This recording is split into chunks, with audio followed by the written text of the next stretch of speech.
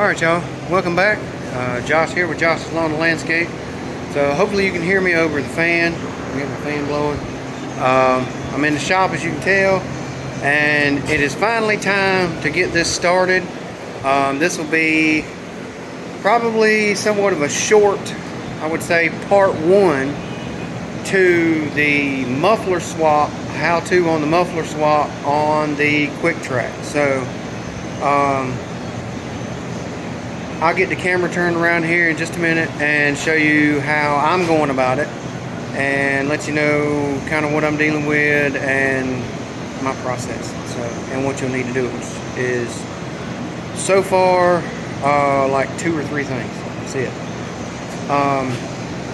Although you'll see a bunch of stuff laid out on the floor because I went on ahead and grabbed a number of tools of metric and standard sizes just to make sure I had everything. So it looks like I got half my toolbox out here to use, but only use a couple things. So I want to thank everybody who has subscribed to the channel and commented. I'm a little behind on the comments. I know I've got to respond to one from Ronaldo over at Big Suns. Shout out to Ronaldo. Y'all go check his channel out. I think he's already a good ways over 1,000, but y'all keep that channel growing over there. He's got some good content. So shout out to Wild Bill. I know he's been waiting on this. A couple of comments he's made about being excited to see this part. So I'm going to try to get some decent camera work. It's kind of a tight workspace area what I'm working on. But yeah, we're going to try to make it work. So hopefully y'all enjoy this one. And hopefully I don't mess nothing up and can get it put back together and running. So got my fingers kind of crossed, just like I did when I did the injectors and had the whole top of the engine off. So it's still running now after that, so maybe I'll get it figured out. I might not can do it like a technician at the John Deere dealer or whatever. It might take me a little longer than them guys, but hey, it ain't costing me $125 an hour, at least when I'm doing it on the weekends, because on some of my time off. So let me get the camera turned around and I'll do kind of the intro part to this and let you know where I'm at. And yeah, be back. So as you can see here, I've already got the muffler off, so I'm way ahead of the game here. But it actually attaches to this bracket with another bracket. I'll show you that here in just a minute. And then the down pipes actually go down and attach. Right, there's one bolt, and I think the other one there's one there and one over there. So if you can see my other finger over there, so there's the exhaust point right there. And there's one on this side and one on the other. These are 13 millimeter nuts that go on here, and here they are. They also have a lock washer. And I think I got to double check because I believe the gasket is caught up on here, so I'll have to get that gasket off from under there. Everything so far is 13 millimeters. So all of these bolts here, I got this nut kind of rolled up under the lawnmower, but all of these, there's 4 on each side. 1, 2, 3, 4. One goes here in this slot, and I'll show you this in a second. Let me get this other piece. There's this bracket here which goes basically in there like that. So goes in there just like that. Sorry, dropped the camera there for a second. Goes in between, and you'll have a bolt here, bolt and a nut here, bolt and a nut here. And then there's 2 that go in here that actually hook to the muffler bracket there, you can see. So these are all 13 millimeter nuts and bolts. So basically all you need is either cordless impact or ratchet, or both, and a 13 millimeter wrench you can use.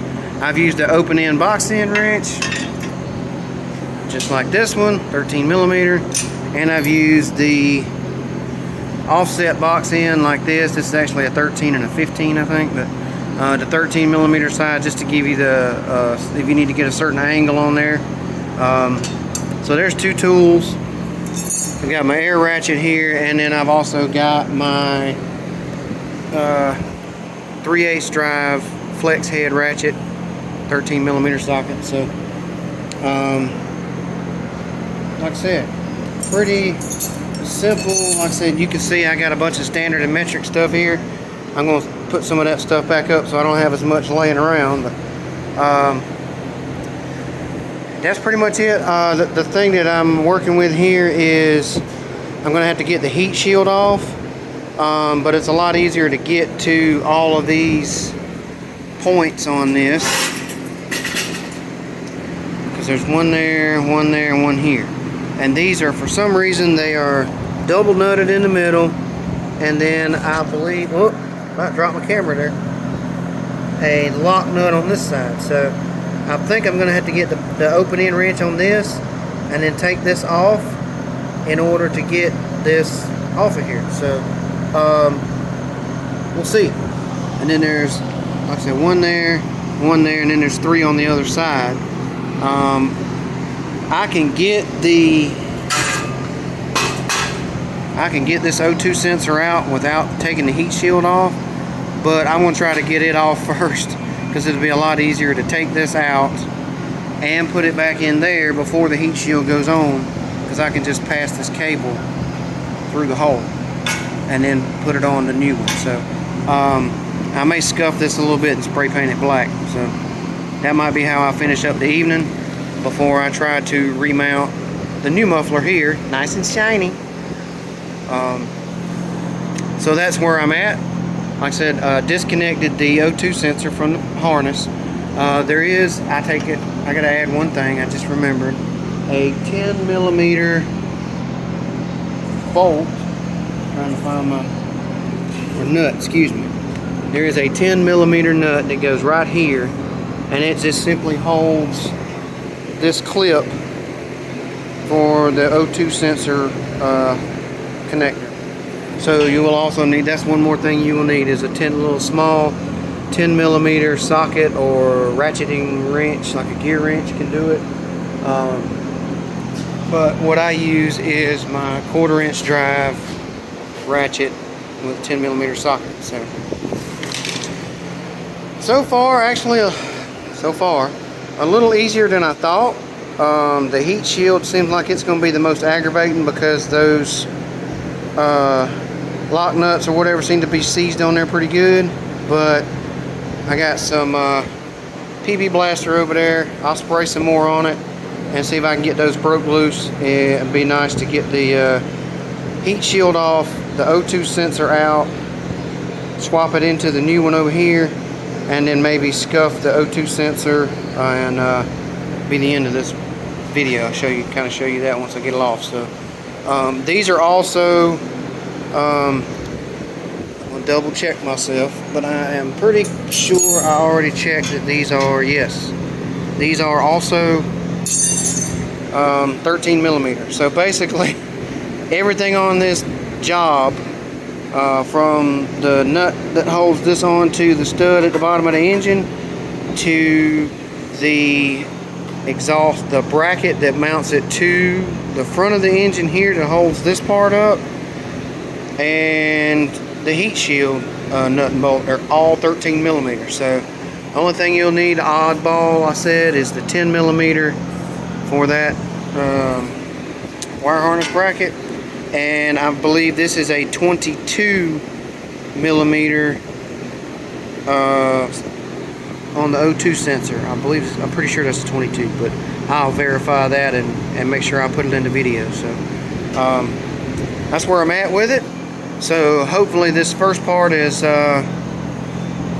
been helpful. What I did, since I had to take the heat shield off, obviously, like I said, I took the muffler off. So you can do this either way. I disconnected all of the bracket nuts and bolts first, and then took the nut and lock washer off the bottom of these studs on either side, and then you just kind of shimmy it back and forth a little bit, and it drops the pipes down.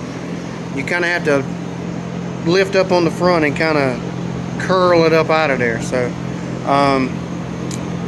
this is a sleeve that goes up into the exhaust port on the engine.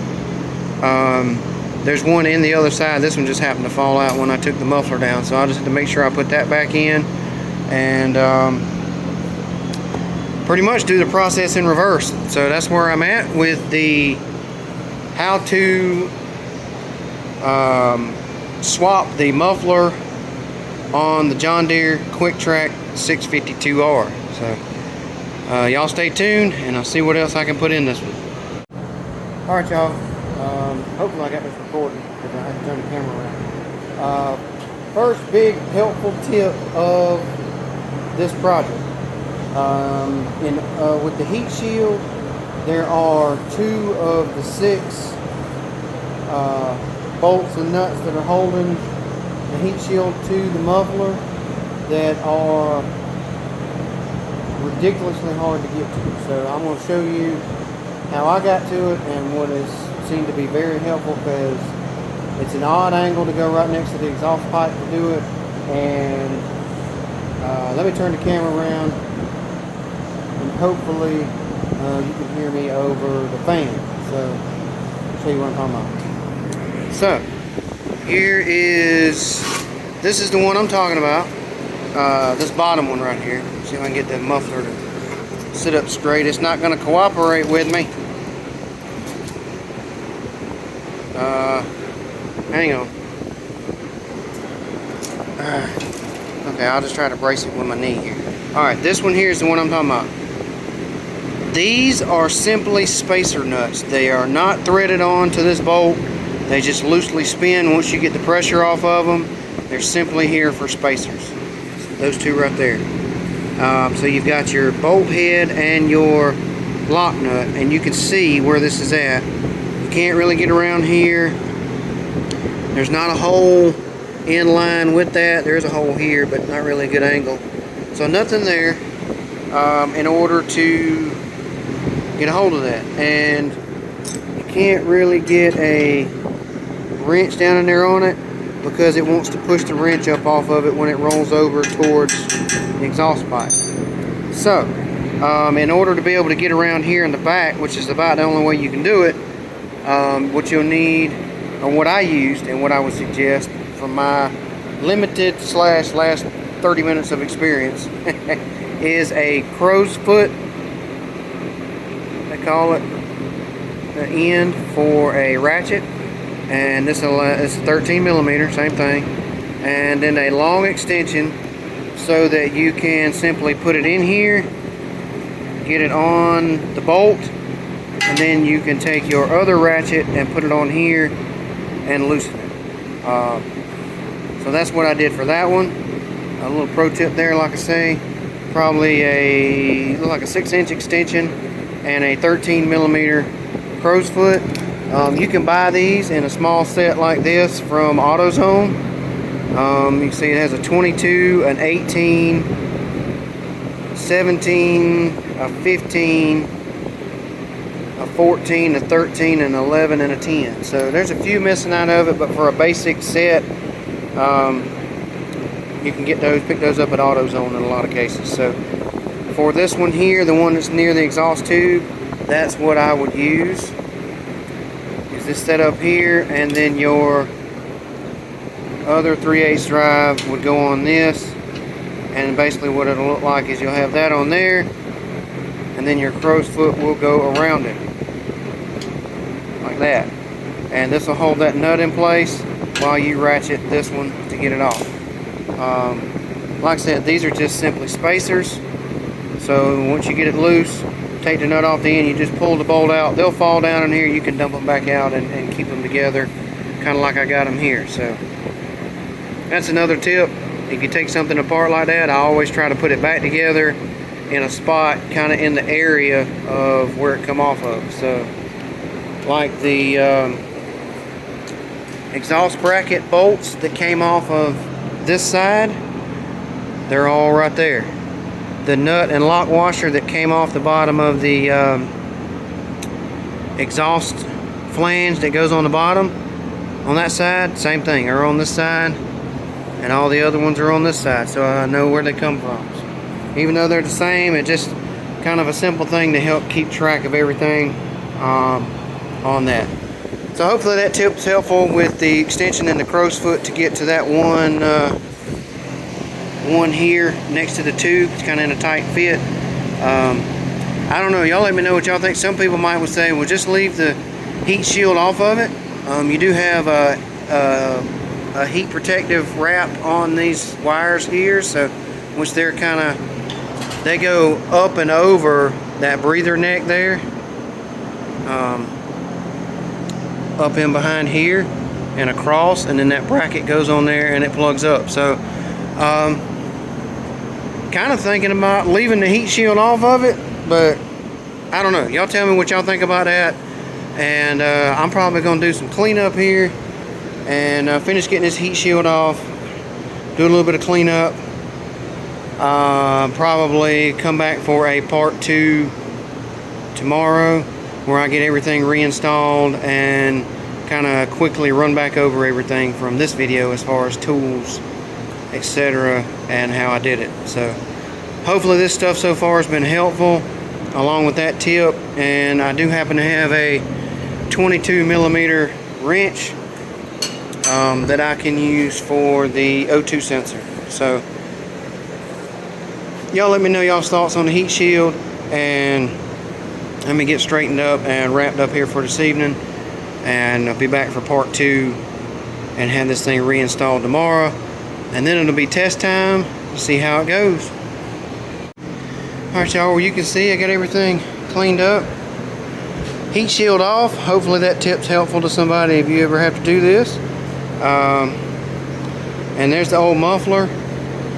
And what I may do is, if I can show you, I'm trying to figure out, y'all tell me why this thing is full of red powder.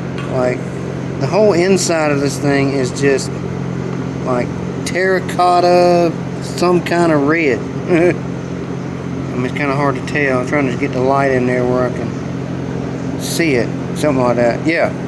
So, don't know why, which in turn makes the O2 sensor that same color. But I mean, this is the new one that I bought, so it did clean up a little bit, but that one side is, yeah, I don't know what's making that red dust in there. I wish I could get a good view in there to show you where this thing is busted at down there on it. You can kind of see it right back there, I think. Right back there where that line is at, sort of, kind of. But yeah, don't know why that thing's that color on the inside.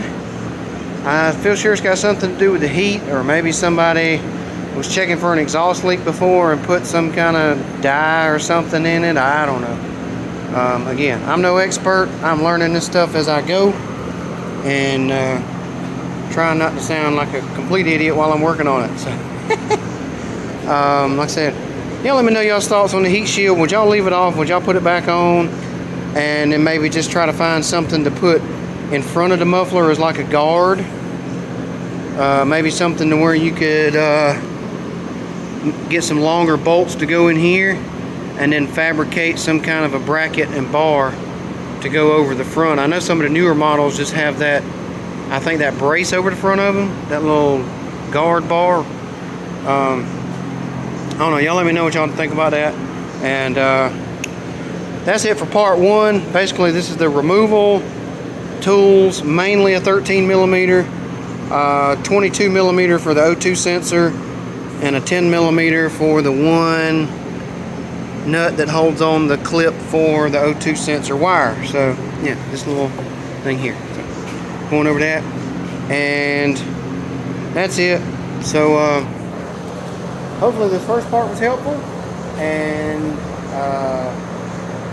y'all stay tuned for part 2, which hopefully I will have it back up and running tomorrow. I do have new gaskets So I did take the old gaskets off just to make sure they were both there. So there's the old gaskets. One of them's, like I say, you can see it's a little messed up there.